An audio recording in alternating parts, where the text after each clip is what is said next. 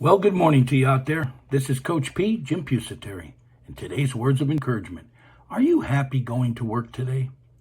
Yes, folks, most people wake up, hit that snooze button, lay down for another 20 minutes, hit that button again, because they're really not motivated to go to work today. If you're a student, are you motivated to go to school today? If not, folks, it's probably because you're not doing what you love to do.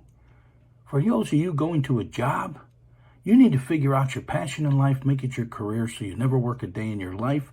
Each morning you're motivated and each night you come home fulfilled because you spent the day doing what you love to do. If you're a student, understand. You need to graduate. You need to go on. But once you finish that school, you're going to find your career and have your passion. So remember, each day you go to school, each day you're getting closer to be able to do what you love to do. Have a great day. Move forward.